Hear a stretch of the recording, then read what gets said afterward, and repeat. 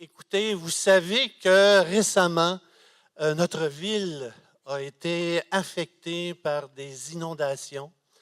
Et puis, l'Église, cette fois-ci, s'est levée.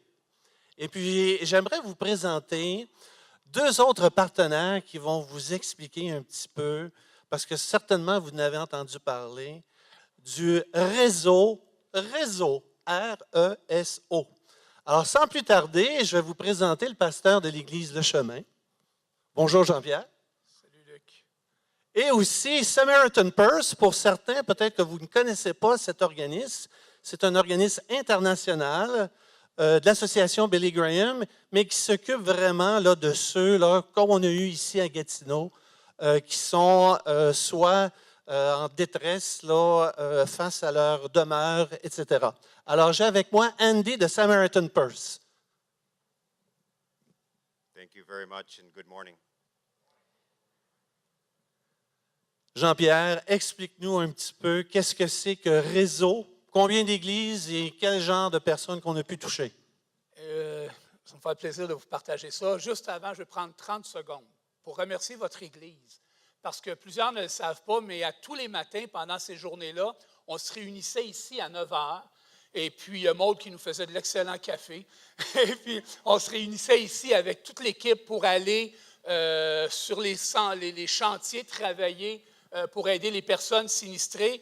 Et vous avez un organisateur extraordinaire parce que lorsqu'on est arrivé ici, j'ai vu que même la façade du bâtiment, vous l'aviez là, démolie un peu pour vraiment donner un look sinistré. C'est extraordinaire, pasteur. C'est vraiment merveilleux de voir ça. Quelle organisation, tu sais. Alors, réseau, écoutez, la façon dont c'est né, c'est tout simplement du fait que lorsque les inondations ont débuté à notre Église, on s'est dit, il faut faire quelque chose, il faut avoir un impact auprès de la population. Et on a demandé à notre Église s'il y avait des gens qui voulaient être bénévoles pour aller aider les sinistrés. Et je connaissais un pasteur d'une église pentecôtiste, et puis je l'ai appelé, je lui ai dit, écoute, voilà ce qu'on veut faire, ça te tente-tu de te joindre à nous autres? Et puis, d'entrée de jeu, il disait, écoute, hey, on pensait la même chose, c'est super, fait que travaillons ensemble. Et là, l'idée m'est venue d'appeler toutes les églises évangéliques de la région. Et je vous dis, à date, là, ça a été extraordinaire. Des églises indépendantes, des églises baptistes, des églises pentecôtistes, différentes églises. Je vous dirais qu'on a à peu près une dizaine d'églises évangéliques qui se sont unies ensemble et qui ont dit, on va travailler ensemble, main dans la main, pour avoir un impact auprès des personnes sinistrées de la région. Et c'est comme ça que Réseau est venu. Et puis, on a aidé des dizaines de personnes. Et je pourrais passer l'avant-midi à vous partager des témoignages extraordinaires de ce qu'on a vécu. Des personnes, là, lorsqu'ils voyaient ce qu'on avait fait, ils fondaient en larmes. Et puis, à un moment donné, on est même arrivé chez une dame qui, je crois, s'appelle Mélanie. Je ne suis pas certain, je pense qu'elle s'appelle Mélanie. Et c'est une dame de cette assemblée ici qui était sinistrée. Et personne ne semblait être au courant. Je ne sais pas si elle est ici ce matin. Non? Et puis, c'est une dame de l'Église ici. J'ai vu qu'elle avait une Bible. J'ai commencé à lui parler et elle m'a dit qu'elle était membre de l'Église ici. Et elle a tellement, mais tellement été touchée de l'amour qu'on a manifesté à son égard, de tout ce qu'on a fait. Et hier, on a encore fait une dernière maison. Bien, on va en avoir d'autres, là, mais on en a fait un autre hier. Et une maman, 6 enfants. Et lorsqu'on est arrivé là, qu'elle a vu ce qu'on avait fait, elle a éclaté en sanglots. Ça a été un travail extraordinaire.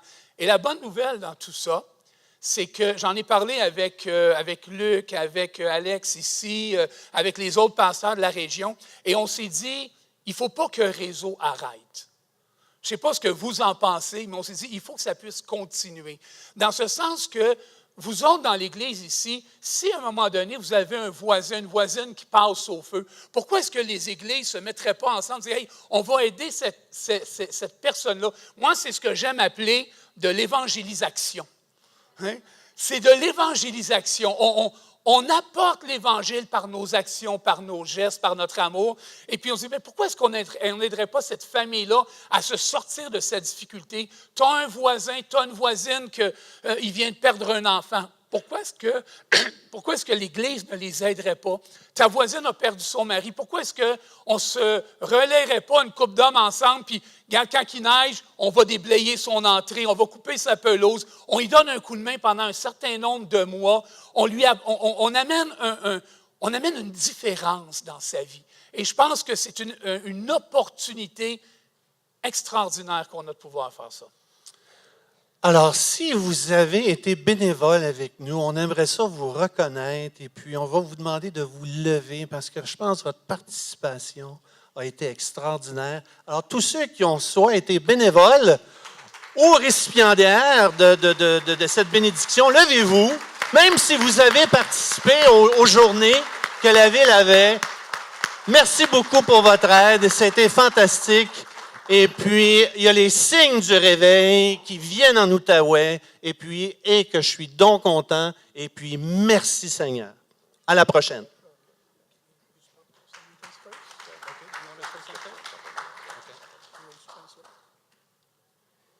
Good morning again.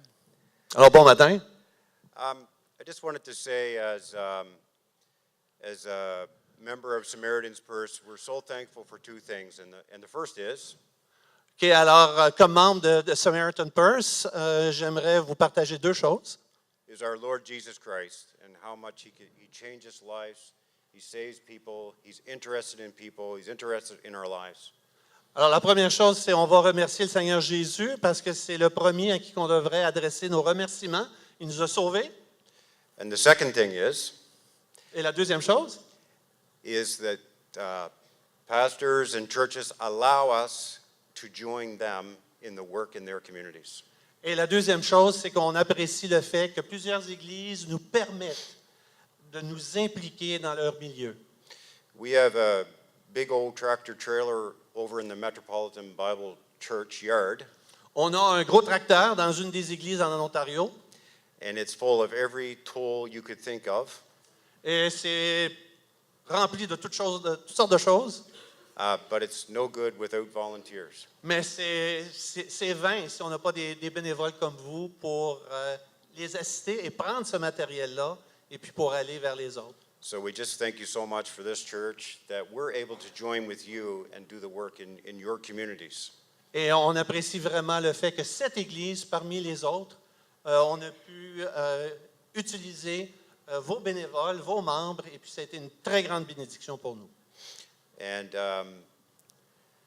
I just want to thank you guys from the bottom of your heart. I think we have seen I think it's around 5 people come to accept Jesus as our Lord and Savior. Et par l'entremise de cette initiative-là, il y a 5 personnes qui ont fait profession de foi pour recevoir Jésus-Christ comme sauveur.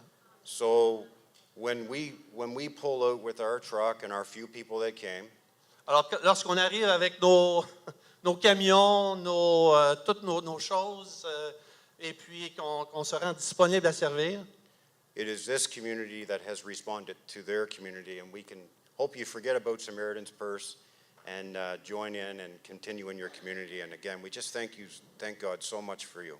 alors, c'est le corps de Christ qui a vraiment agi et Samaritan Purse a été vraiment, a secondé les efforts. Alors, merci beaucoup. Amen. Merci beaucoup. Bonjour frères et sœurs et merci pour ce beau témoignage. Et nos frères doivent nous quitter. Il est pasteur dans une autre église, alors il doit quitter Jean-Pierre. Alors merci d'avoir pris le temps là, de venir quand même. Alors tu vas partir à courir tantôt là. Merci beaucoup. Un beau témoignage. Eh bien, bienvenue. Alors si vous joignez à nous pour la première fois ce matin, on est certainement content de vous voir. On a une annonce spéciale à faire ce matin. Il y a quelques années, un frère est venu, un frère qui travaille avec des églises un peu partout à travers le Canada, même aux États-Unis, il s'appelle John Edema. Quelques-uns parmi vous le connaissez bien. Il est venu ici nous accompagner, puis il nous a aidés finalement à réfléchir comment on pouvait être plus efficace à faire des disciples. Vous savez, la mission que le Seigneur nous confie dans Matthieu 28, c'est de faire des disciples de toutes les nations, de toutes les langues. Et nous voulons être efficaces à faire des disciples, comme Jésus nous le demande. Et alors, John est venu, il travaille avec plusieurs églises, il a une riche expérience. est venu nous accompagner. Et il nous montrait l'importance d'avoir un parcours de formation en 4 phases. Et c'est ça qu'on a mis sur pied, un programme, un parcours de formation pour faire des disciples ici au sein de l'Église. Et non seulement ça, il nous a montré aussi l'importance d'avoir différents groupes dans l'Assemblée pour qu'une Église puisse être encore plus efficace à faire des disciples. On a besoin de 3 genres de groupes. Il y a la grande assemblée le dimanche matin, évidemment, ça c'est ici. Il y a un groupe intermédiaire qui est à peu près une 30aine à 50 personnes et que nous, on appelle ici groupe connexion. Et je vais revenir avec ça, on veut vous parler de ça tantôt. Et aussi, évidemment, il y a les groupes maison, encore plus intimes, environ 6 à 12 personnes que nous avons ici. On en a quelques-uns. Mais nous réalisons qu'on manquait à quelque part, et c'était avec les groupes connexion, d'avoir ce groupe intermédiaire afin de faciliter, aider les gens à l'Assemblée, les gens qui nous visitent. Vous savez qu'il y a à peu près 500 personnes qui nous visitent chaque année. Quelques-uns, évidemment, viennent visiter la famille, mais d'autres sont nouveaux, veulent se joindre, veulent cheminer, grandir dans la foi et s'ajoutent à l'Assemblée, viennent nous voir et on veut les aider à s'intégrer à l'Assemblée. Et c'est très difficile. Les études le démontrent, lorsqu'il y a en haut de 70 personnes, on a l'impression qu'on n'est pas capable de s'intégrer dans l'Assemblée. Et ce n'est pas juste chez nous, c'est partout comme ça. C'est assez impressionnant. Tu arrives, il y a plusieurs centaines de personnes. Donc, les groupes connexion aideront finalement les gens qui s'ajoutent à l'Assemblée à pouvoir s'intégrer. En fait, pas juste ça, ça nous permet, comme enfants de Dieu, les membres plus habitués aussi, à pouvoir connecter les uns avec les autres, à tisser de bons liens entre frères et sœurs dans l'Assemblée. Et c'est ça qui nous édifie les uns les autres. Nous voulons mettre des dons au service des autres, nous impliquer, et les groupes connexion deviennent vraiment appropriés pour cela. Maintenant, avant, on n'avait pas la disposition des salles ici. Ce n'était pas assez grand, il nous manquait de salles. Et pour avoir des groupes connexion, il manquait de salles aussi pour le TEE, pour le ministère auprès des enfants. Donc, dans la dernière année, Dieu merci, on a pu aller de l'avant avec la construction, avec la phase 1. Et maintenant, on a assez de place. Déjà, le TEE et la jeunesse se servent de certaines salles. Et on a les salles maintenant de disponibles pour commencer les groupes connexion en automne. Maintenant, et c'est ça qu'on veut faire, commencer en automne. Pourquoi les groupes connexion? Bien, comme je l'ai dit tantôt, ça favorise l'intégration dans l'Assemblée, ça favorise, ça l'encourage toute la question des uns des autres. Vous savez, il y a plusieurs dizaines de références dans les Écritures concernant les uns les autres, et on veut favoriser ça, toute la communion fraternelle. On veut faire la mission ensemble, on veut grandir ensemble, apprendre, et aussi prendre soin les uns des autres. Et ça demande beaucoup d'ouvrage. On est bien conscient de ça parce que c'est assez nouveau. On veut commencer cela en automne. Ça sera entre les 2 services que nous aurons le dimanche matin. Donc, il y aura 3 rencontres le dimanche matin et une entre les 2. Et ce sera des groupes connexion. De toute façon, on va revenir pour vous expliquer tout ça éventuellement. Mais ça demande beaucoup d'ouvrage, évidemment, parce qu'il y a plusieurs responsables dans ces groupes connexion, des responsables d'enseignement, des responsables comme animateurs, des gens responsables pour prier, tout ça. Donc, c'est toute une organisation. Il y a une formation à faire. On veut entourer les groupes connexion. On veut vraiment s'assurer que ça aille bien pour justement poursuivre cette mission que le Seigneur nous confie. Et pour ce faire, le Conseil reconnaît l'effort que ça demande pour bien préparer le départ, pour entourer ce ministère-là, pour toute la question de la formation. Les groupes vont aider à faire des disciples. Mais on est bien conscient, donc le Conseil aimerait vous proposer, dans une réunion d'affaires qu'on aimerait avoir, une réunion spéciale parce qu'habituellement, on a des réunions d'affaires en automne, mais là, on convoque, d'ailleurs, officiellement, ce matin, on vous convoque, si vous êtes membre, à venir le 25 juin, dans une couple de semaines, à 6 heures, ici, le soir, pour vous présenter finalement 2 projets d'embauche. Tout d'abord, on aimerait vous présenter l'embauche d'Éric Lantier à raison de 2 jours et demi par semaine. Et vous savez qu'Éric, c'est vraiment un don de Dieu à l'Église de Sentier. Il arrive avec tout un bagage d'expérience. Il a été pasteur pendant quelques années, plusieurs années d'ailleurs. Et vous l'avez déjà voté comme ancien, c'est déjà un des pasteurs ici. Mais on aimerait qu'il a accepté, Éric a accepté de prendre la responsabilité d'être coordonnateur des groupes Connexion. Alors, on aimerait l'embaucher pour 2 jours et demi par semaine pendant une période de 2 ans. Donc, on aimerait vous soumettre ça dans la réunion d'affaires. Deuxièmement, vous savez, il va y avoir du changement au niveau du secrétariat. Notre chère sœur Sylvie, qu'on apprécie beaucoup, un vrai bijou, elle va laisser sa fonction de secrétaire. Elle va continuer à assumer pendant 1 an cette responsabilité de comptabilité, mais la charge de secrétaire, elle va mettre ça de côté.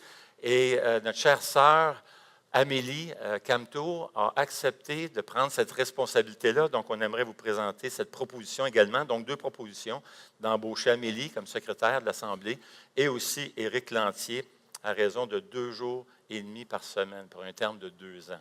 Si vous voulez prier pour ces beaux projets d'embauche, priez pour des groupes Connexion qui s'en viennent cet automne. On veut que Dieu puisse mettre sa bonne main sur ce ministère. Alors, pourquoi ne pas commencer tout de suite? Courbons-nous juste un instant pour demander la bénédiction de Dieu et aussi qu'on puisse regarder ce passage ce matin, que Dieu nous aide. Seigneur notre Dieu, on veut te remercier pour tout ce que tu fais au sein de l'Assemblée, pour ce beau groupe réseau qui a vraiment à cœur d'aider et d'intervenir dans la région, venir en aide aux gens. Merci pour ceux qui le font déjà, d'ailleurs, dans l'Assemblée, à différentes façons. Toutes sortes de projets au sein de l'Assemblée, d'entraide. On te prie de continuer à bénir ces beaux ministères. On te prie, Seigneur, que tu puisses bénir cette réunion d'affaires, nous donner une direction claire et de vraiment que ce soit une belle occasion ensemble de pouvoir se réjouir de tout ce que tu fais au sein de l'Assemblée et comment tu nous donnes de beaux dons au sein de l'Assemblée. Merci Seigneur pour ces choses, pour ces beaux défis qui se présentent devant nous. Nous voulons être plus efficaces à faire des disciples tels que tu nous le demandes. Alors on te prie Seigneur, que tu puisses mettre ta bonne main sur ces rencontres, sur la réunion d'affaires, sur ces ouvriers que tu ajoutes. Je pense à Amélie et à notre frère Éric et son épouse. Merci Seigneur. Au nom de Jésus. Amen. Eh bien,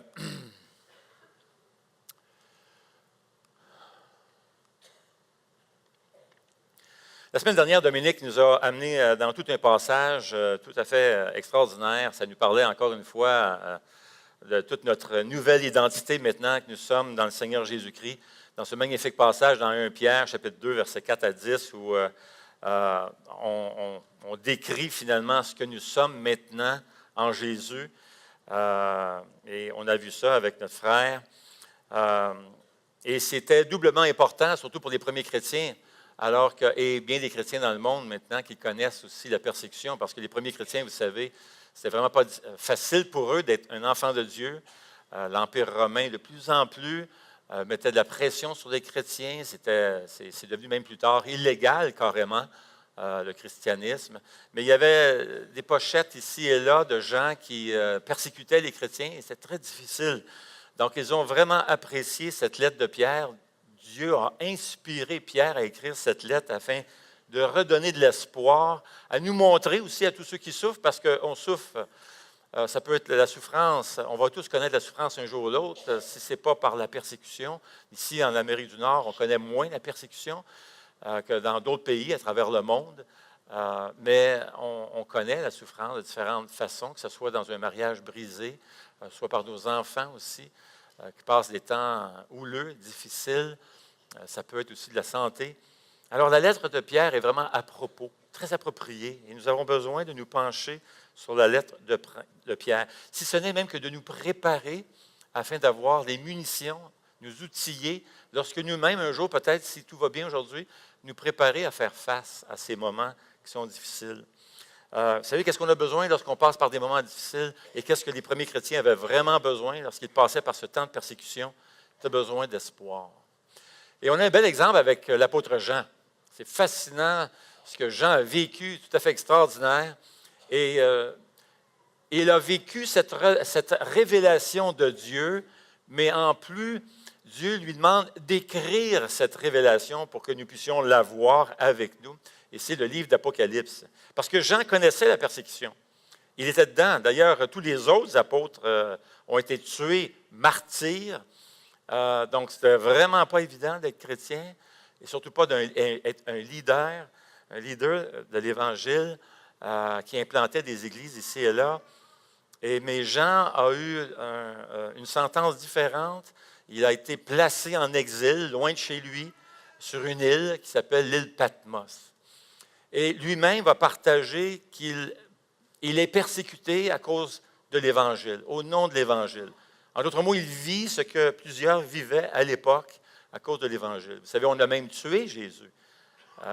On a refusé son message. On ne voulait pas entendre son message. D'ailleurs, combien de fois, dans le livre des Actes, on voit les autorités et religieuses et gouvernementales un peu qui ne savaient pas trop quoi faire avec cette nouvelle croyance qui se promenait, mais sous la pression de certains leaders religieux, eux-mêmes se sont joints à persécuter les chrétiens, à les fouetter, à les jeter au cachot, en prison. Combien de fois, n'est-ce pas, on voit même Paul souffrir à cause de la persécution. Mais Jean aussi, il est victime de persécution.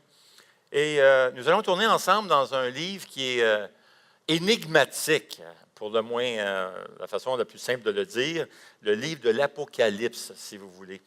Et on va tourner dans cette vision que Jean va avoir, une vision tout à fait fantastique. Et Jean voit des choses. Puis comment tu décris ces choses-là? Alors imaginez si un Jean voit tout d'un coup, Jean qui vit il y a 2000 ans, voit un jet F-18 se promener dans le ciel avec du feu en arrière. Comment est-ce qu'il va appeler ça? Peut-être dragon. Alors, c'est vraiment pas évident de décrire, il n'y a pas la tâche facile de décrire dans les mots d'autrefois ce qu'il voit. Mais ce qui est important, parce que là, le livre de l'Apocalypse s'inscrit dans un genre littéraire qui s'appelle la littérature apocalyptique. Et il faut comprendre qu'il y a beaucoup d'images. Et il ne faut pas se laisser distraire par les images, mais d'aller chercher plutôt la leçon, le principe derrière l'image. Et c'est ça qu'on veut retenir, et c'est ça qu'on va voir ce matin. Et certainement, on comprend qu'il y a différentes approches du livre de l'Apocalypse, parce que c'est un livre qui est complexe, vraiment complexe. Et on ne fera pas une étude du livre de l'Apocalypse ce matin, mais j'aimerais m'arrêter vraiment sur la vision de Jean, parce que c'est ce que nous avons besoin lorsqu'on passe des temps difficiles. On a besoin de se tourner vers en haut. On a besoin de se souvenir, et Pierre, d'ailleurs, dans sa lettre, qui prépare les chrétiens à faire face à la musique, à braver la tempête, qu'est-ce qu'il va faire? Il va constamment pointer vers le haut et rappeler les gens qui on est maintenant. Qu'est-ce que Dieu a fait pour nous et ce que nous sommes maintenant et comment vivre maintenant. Alors, constamment, Pierre, du début de sa lettre jusqu'au chapitre 2, d'ailleurs, toute sa lettre est empreinte. Il va revenir constamment avec ce cycle. D'ailleurs, le passage, je doute qu'on ait le temps de le voir ce matin. On avait plusieurs annonces à faire ce matin ici, là. Mais pour le peu de temps qui nous reste, pas grave, on va reprendre. On a du temps ensemble, on va reprendre ça dans quelques semaines. C'est pas grave si le Seigneur n'est pas revenu. Si le Seigneur est revenu, bien, il va y avoir un meilleur enseignant en haut qui va tout nous expliquer ça. Et moi, je serai dans la salle, j'écouterai avec vous, puis je chanterai avec vous des louanges, là. Mais sinon, eh bien, on va revenir à ces passages-là. On fait juste comme introduire un peu. Au moins la vision, j'aimerais bien passer à travers la vision.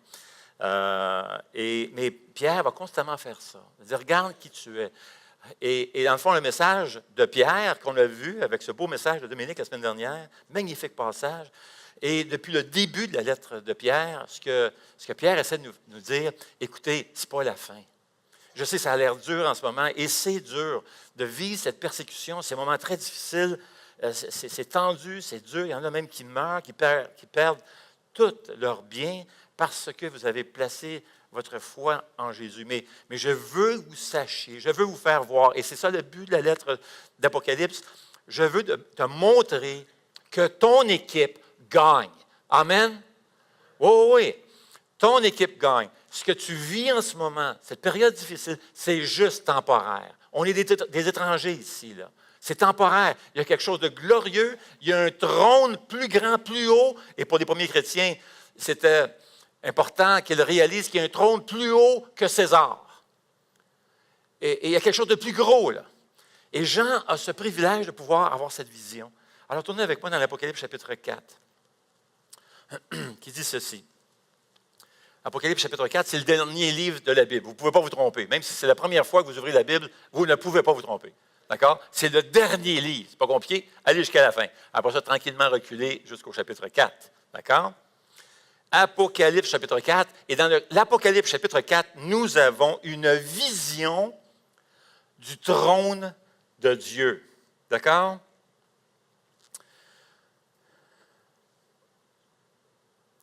Apocalypse chapitre 4. Verset 1. Après cela, je regardais. Alors, c'est Jean qui parle. Après cela, je regardais et voici une porte était ouverte dans le ciel. Imagine-toi donc. Jean reçoit le privilège de faire une visite du ciel. C'est tout un privilège. La première voix que j'avais entendue me parlait avec la force d'une trompette, dit alors, « Monte ici et je te ferai voir ce qui doit arriver par la suite. » Aussitôt, je fus saisi par l'Esprit, et voici, il y avait un trône dans le ciel, et sur ce trône, quelqu'un qui était assis. Celui qui était assis avait l'aspect d'une pierre de jaspe et de sardoine, et le trône était entouré d'un arc-en-ciel semblable à de l'émeraude. Autour du trône se trouvaient 24 trônes, et sur ces trônes, 24 anciens étaient assis. Ils étaient habillés de vêtements blancs et portaient des couronnes d'or sur la terre. Mais on s'entend qu'aucun artiste, quel que soit son talent, ne peut représenter ce que Jean est en train de voir. Vous allez voir après. Mais verset 4 dit, autour du trône se trouvaient 24 trônes, et sur ce trône, 24 anciens étaient assis. Ils étaient habillés de vêtements blancs et portaient des couronnes d'or sur sa tête. Qui sont ces 24 anciens? Ça fait couler beaucoup d'encre. Il y a plusieurs théories là-dessus. Et on réfléchit, on pense, certains croient qu'il s'agit des représentants de l'Église, parce que dans un certain sens, ça a bien de l'allure. 24, c'est un chiffre qu'on pourrait bien comprendre. 12 tribus de l'Ancien Testament qui représentaient tous les croyants de l'Ancien Testament, et 12 apôtres qui représentaient tous les croyants du Nouveau Testament, donc 24, 12 plus 12. Et certains vont voir... alors, ça représentait tout le peuple de Dieu. Ils voient les vêtements blancs et la couronne comme les récompenses du chrétien. Les 24 peuvent également représenter les classes de sacrificateurs de l'Ancien Testament. Il y a d'autres qui s'en viennent, et ça s'en vient de plus en plus populaire, ça se répand beaucoup. D'autres voient dans ces 24 anciens des anges, mais pas n'importe quel ange, des anges qui occupent un rang vraiment très, très haut. On voit dans les Écritures qu'il y avait différents ordres d'anges, et ceux-là seraient très, très hauts. Donc, il donne quelques raisons pour ça, et j'aimerais vous les soumettre pour que vous puissiez revoir ces choses-là, puis réfléchir, savoir si vous êtes d'accord ou pas. Vous savez, on chemine tous à comprendre de plus en plus les Écritures. Donc, il n'y a pas de chicane à avoir avec l'Apocalypse, puis tirer là, chacun de son bord. Moi, je crois ça, etc. Non, on est tous en chemin. On chemine pour comprendre de mieux en mieux les Écritures. Alors, il y en a qui sont arrêtés, disent « Moi, je crois cela, tant mieux ». Ils sont convaincus, ils ont des arguments pour ça. Et ce que je remarque avec les années, M. Keefe qui disait « Lorsque j'étais plus jeune, j'avais plus de réponses ». Et dans le fond, ce qu'il est en train de dire, c'est que à mesure qu'on grandit, qu'on vieillit, tout ça, on s'aperçoit qu'il y a quand même des faiblesses dans chaque position qu'on va occuper. Donc, ça prend un respect mutuel là-dedans, et on peut être à l'aise à occuper une certaine position, et c'est correct, ça. La recherche, c'est ça qui est édifiant, c'est ça qu'on veut découvrir. On va avoir les réponses au ciel. On a toute l'éternité pour avoir des réponses là-bas. Mais j'aimerais vous donner quand même les arguments pour ceux qui occupent cette position-là, qui croient qu'il s'agit des anges ici, d'un rang tout à fait particulier, pour que vous puissiez retourner et réfléchir à ça. Et peut-être que vous ne serez pas d'accord. C'est correct, ça. C'est pas grave. C'est pas un péché.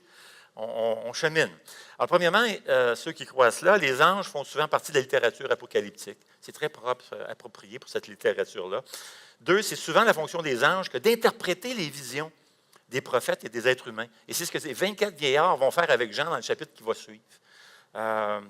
Une autre raison qui expliquerait qu'il s'agirait peut-être d'anges ici, c'est que ces 24 anciens offrent des prières à Dieu, les prières de croyants, et il les apporte comme en flottant vers la présence de Dieu. Et c'est exclusivement le rôle des anges de faire cela dans les Écritures. On le voit d'ailleurs ailleurs au chapitre 8. Mais on ne voit nulle part un être humain occuper ce rôle-là dans les Écritures. Alors, c'est un autre argument. Quatrième raison que certains pensent qu'il s'agirait des anges ici, c'est l'Apocalypse chapitre 7, versets 13 à 14. Jean aborde l'un des 24 vieillards et l'appelle Seigneur. Ce que tu ne verrais pas les chrétiens faire dans les Écritures, mais ça semble approprié ici. Dans la cinquième raison, Apocalypse 14, 3, les chrétiens semblent chanter un nouveau chant, mais les anciens ne chantent pas. Si c'est des anges, on comprend pourquoi. Parce que le chant fait référence au salut, à la rédemption. Ce que les anges ne peuvent expérimenter. Ils ne peuvent pas chanter ce chant de la rédemption. Ils ne peuvent faire l'expérience du salut. Paul fait référence aussi à des rangs d'anges, sixième raison, comme des principautés, des dominations. Donc, on voit que ces rangs-là. Et la vision du chapitre 7, versets 9 à 11, semble montrer des cercles autour du trône. Et plus on monte, plus qu'on monte de rang. Il semble avoir une hiérarchie, là. Et la même vision va revenir au chapitre 19, 1 à 4. Alors, qu'est-ce qu'ils font, ces 24 anciens? Que ce soit des anges, que ce soit des représentants de l'Église et tout ça, qu'est-ce qu'ils font? Bien, leur fonction est d'offrir les louanges à Dieu. On le voit au verset 5. Du trône sortent des éclairs, des voix et des coups de tonnerre, et devant lui brûlent 7 lampes ardentes qui sont les 7 esprits de Dieu.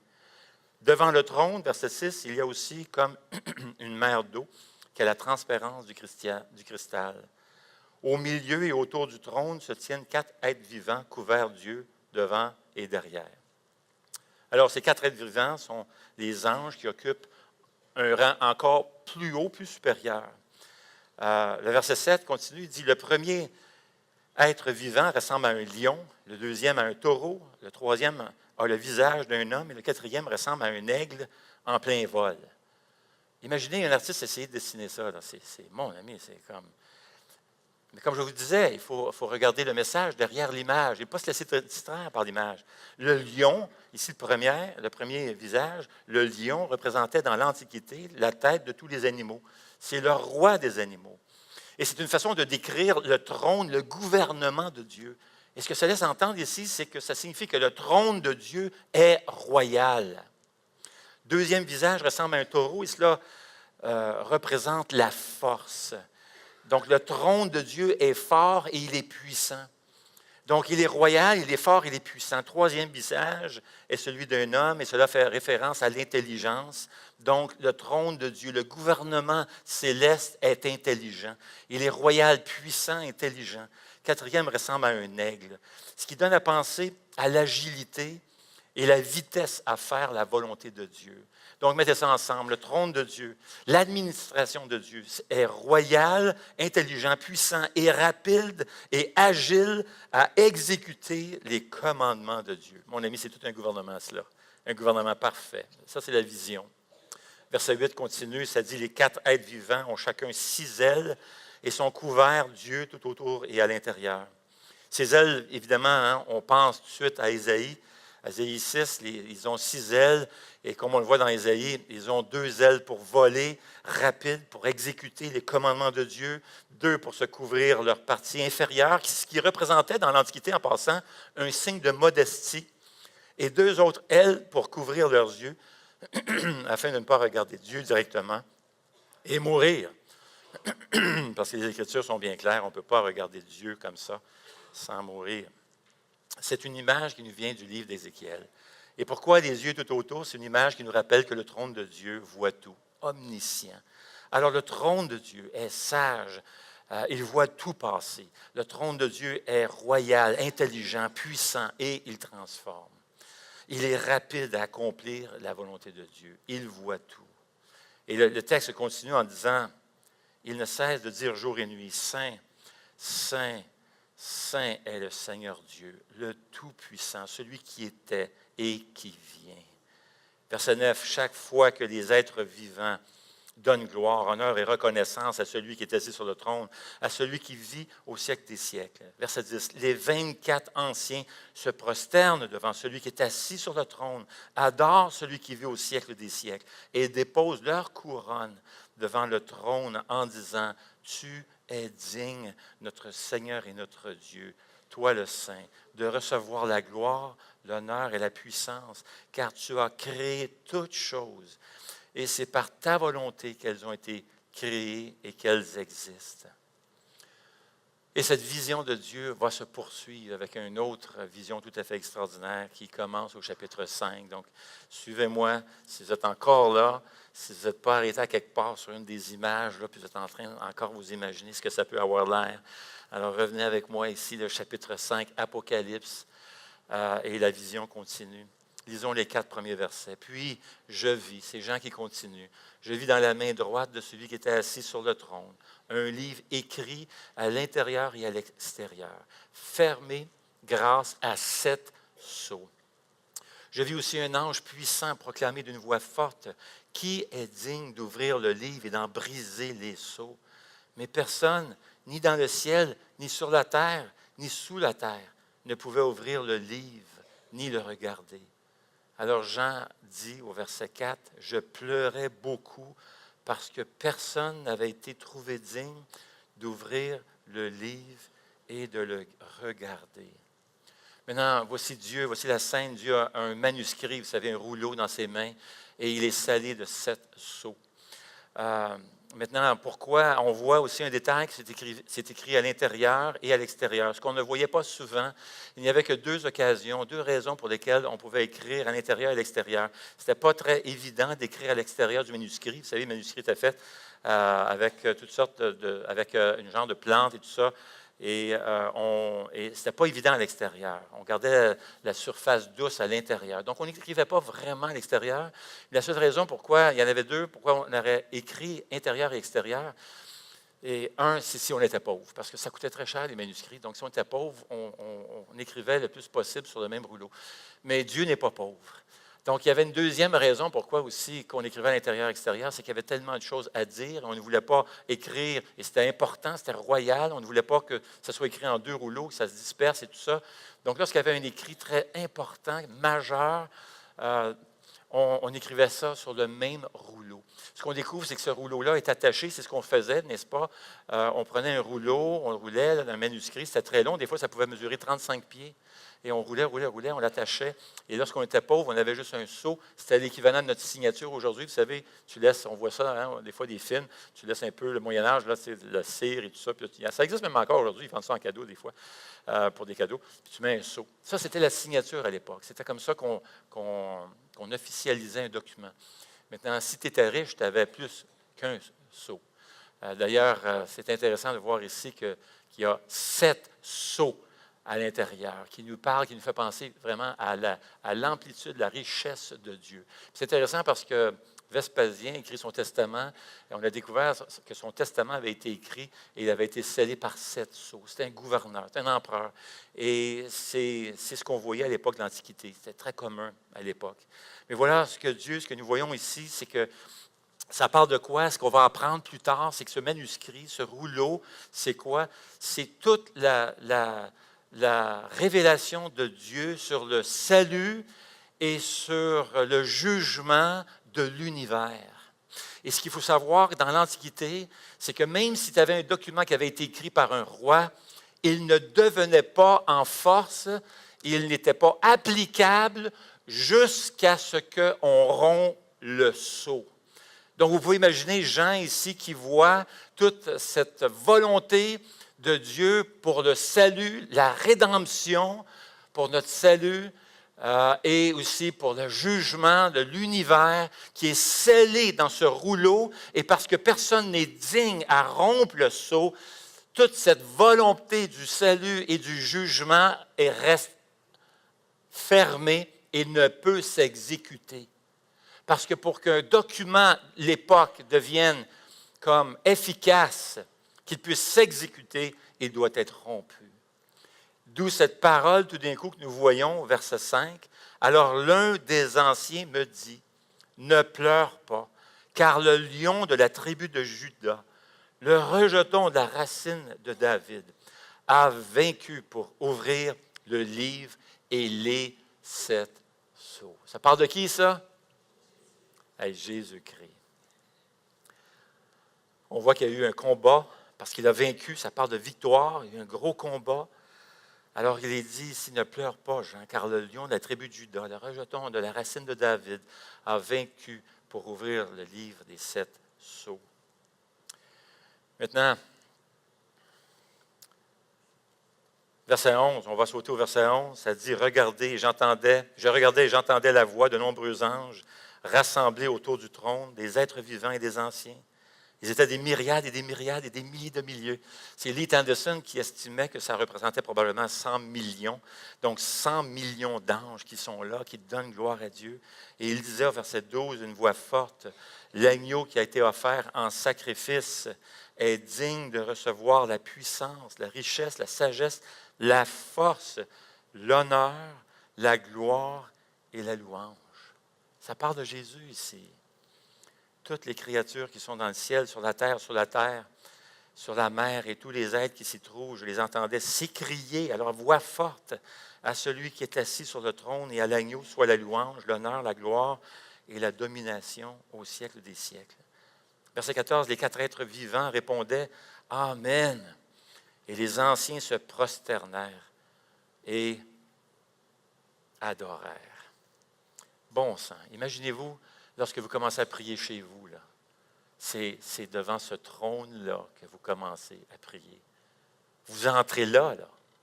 Vous entrez dans la présence même de Dieu. Puis il faut se rappeler là, que lorsque Jésus a été crucifié, le voile du temple où Dieu résidait, dans le lieu très saint où personne n'avait accès, personne ne pouvait entrer dans le lieu très saint où Dieu se trouvait, sauf un souverain sacrificateur, seulement une fois par année. Il se dépêchait même d'entrer et sortir. Et maintenant, le voile a été déchiré lorsque Jésus a été crucifié. Et le message, c'est que maintenant, nous avons accès dans le lieu très saint, dans ce lieu-là, dans la présence même de Dieu, où tu as ces 100 millions d'anges et plus encore, qui journellement, tous les jours, 24 heures sur 24, offrent de la louange à Dieu. Alors, quand tu commences à prier, c'est là-dedans que tu rentres. C'est dans cette présence-là, devant ce trône-là. Bon sang, quand on souffre, on a tellement besoin de se rappeler de cette vision-là que regarde, mon ami, regarde ton avenir, regarde ce qui s'en vient, n'est-ce pas? Regarde ce qui s'en vient. Et là, si on revient à Pierre, Pierre il vient d'exposer ça juste avant, là, cette présence, comment nous avons accès, comment on peut approcher avec assurance notre Dieu. Maintenant que nous sommes ses enfants, nous avons été adoptés, nous sommes maintenant les prêtres saints, et c'est ce que Dieu a fait avec nous, les enfants de Dieu, des prêtres, des pierres vivantes. Alors Pierre bâtit sa lettre, envoie sa lettre à ces gens qui souffrent et dit, à la lumière de tout ça, à la lumière de ce que vous êtes maintenant, à la lumière de ce que Dieu a fait, ce que Dieu a accompli, comment il vous a changé et que vous êtes une nouvelle personne, à la lumière de ça, maintenant voici comment vous devez vivre. Voyez-vous? C'est comme ça que la lettre de Pierre est construite et bâtie. Donc, juste très rapidement, si on revient à 1 Pierre maintenant, juste introduire ce passage.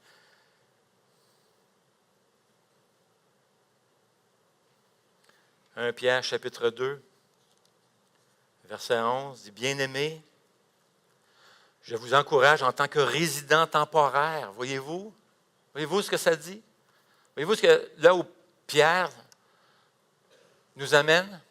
Et ça fait la 3e fois qu'il revient avec l'identité du chrétien. Il suit ce cycle constamment dans la lettre de Pierre.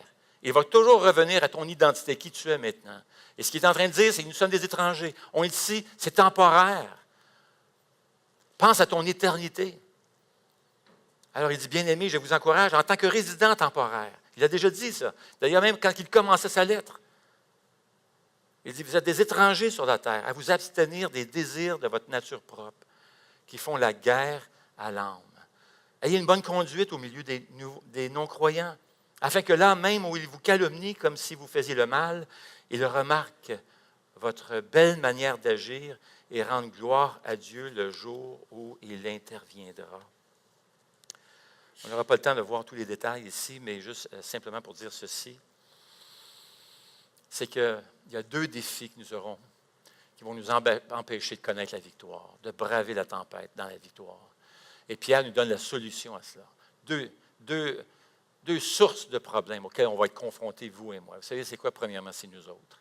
Je dis souvent, notre pire ennemi, c'est nous autres. C'est ta vieille nature pécheresse qui veut reprendre le trône. Mais le trône appartient à qui? On l'a vu tantôt dans l'Apocalypse. C'est Dieu qui veut occuper la première place. Il est le Dieu souverain.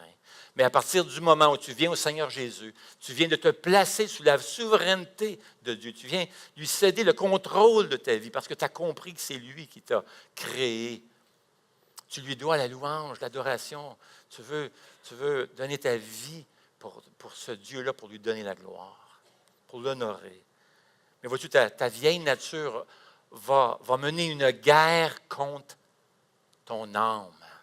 Il y a une guerre qui se passe. Et sais-tu quoi? Si tu ne te bats pas présentement pour vaincre ta vieille nature, ça veut dire qu'elle est en train de gagner. Si tu n'as pas cette sensation-là, ce combat-là, si tu n'es pas conscient, si tu ne mènes pas cette guerre, si tu ne mènes pas le bon combat, pour employer l'expression de l'apôtre Paul, c'est que c'est déjà gagné. Là. Il est en train de gagner.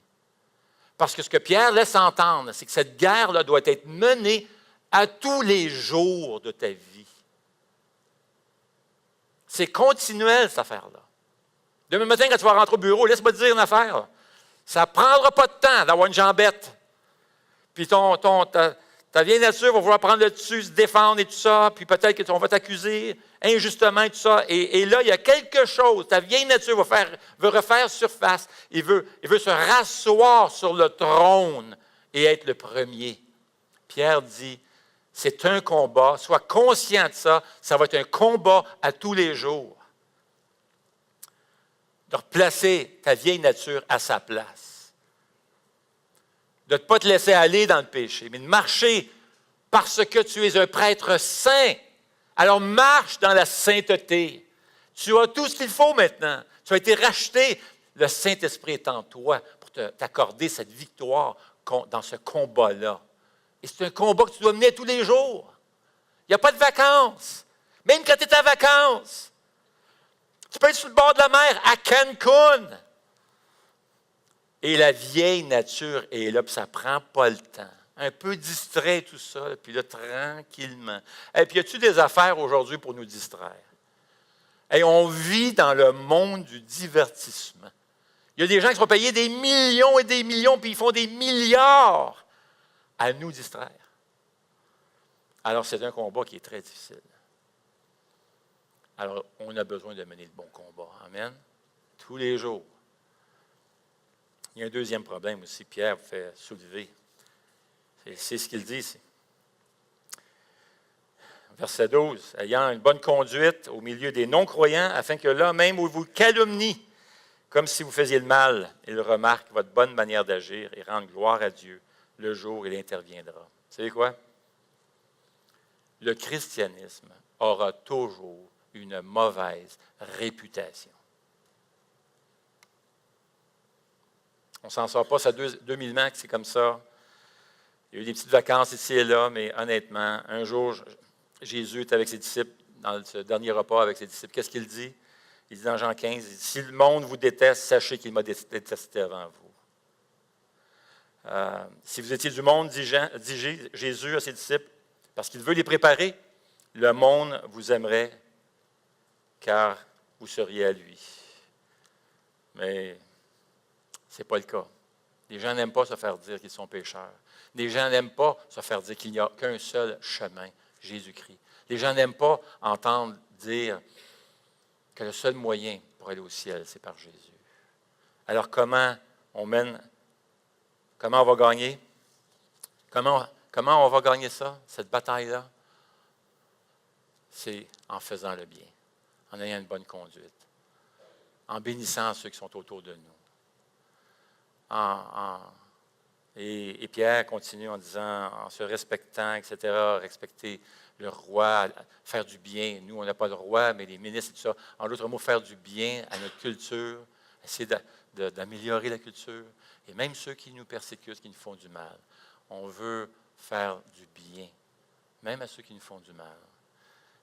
Et peut-être qu'un jour, ils viendront au Seigneur. On va terminer ici. Prions le Seigneur. Eh bien, Seigneur, notre Dieu, nous sommes bien conscients de cette lutte auquel nous avons à faire face. Mais nous appartenons à un autre royaume, à un autre trône.